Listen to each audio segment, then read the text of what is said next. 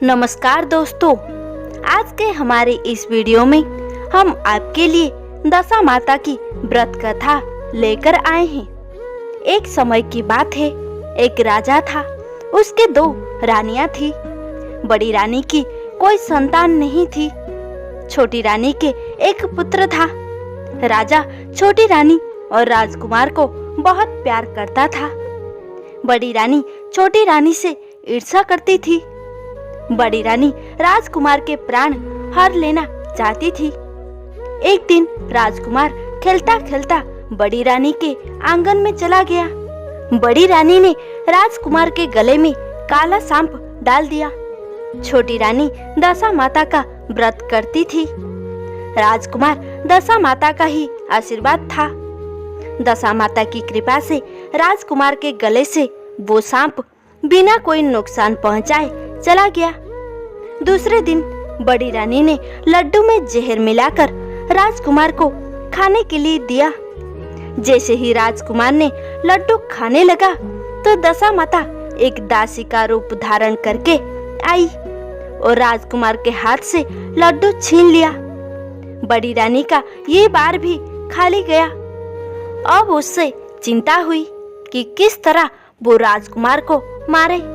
तीसरे दिन जब राजकुमार फिर खेलता हुआ बड़ी रानी के आंगन में आया तो रानी ने उससे पकड़कर गहरे कुएं में धकेल दिया, लेकिन दशा माता ने उसे बीच में ही पकड़ लिया।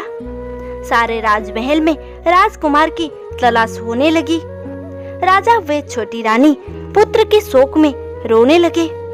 तब दशा माता ने एक भिखारन का रूप धारण किया और राजकुमार को गले से लगाए एक कपड़े में छिपाकर राजमहल के द्वार पर पहुंची और भिक्षा मांगने लगी।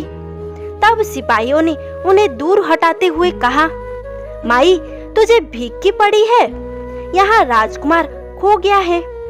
इस पर दशा माता बोली, भाइयों पुण्य का प्रभाव बड़ा विचित्र होता है। यदि मुझे भिक्षा मिल जाए तो संभव है कि खोया हुआ राजकुमार तुम्हें मिल जाएगा। ये सुनकर द्वारपालों ने दशा माता को अंदर जाने दिया।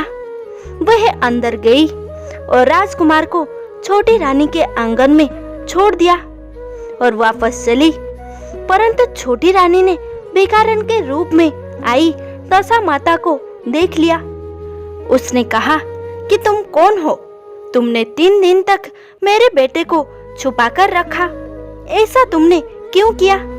इस पर दशा माता ने छोटी रानी को अपने दर्शन देते हुए कहा, मैं तुम्हारे पुत्र को चुराने वाली नहीं हूँ, मैं तो तुम्हारी आराध्य देवी हूँ। मैं तुम्हें सचेत करने आई हूँ। बड़ी रानी ने तुमसे ईर्ष्या करती है, वो तुम्हारे पुत्र के प्राण हर लेना चाहती है। और दशा माता ने बड़ी रानी की सारी करतूत छोटी रानी को बता दी। ये सुनकर छोटी रानी दशा माता के आगे हाथ जोड़कर खड़ी हो गई और बोली, माता जैसे कृपा आपने मुझ पर करी, मैं चाहती हूँ आप सदैव राजमहल में विराजमान रहे और मैं आपकी सेवा पूजा करूँ। इस पर दशा माता बोली, मैं किसी के घर नहीं रहती।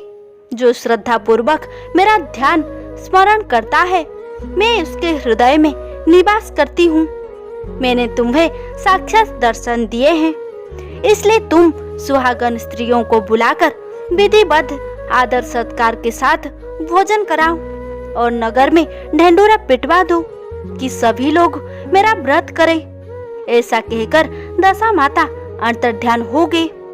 तो दोस्तों, आपको ये वीडियो कैसी लगी कमेंट करके जरूर बताएं। चैनल पर नए हो तो सब्सक्राइब अवश्य करें।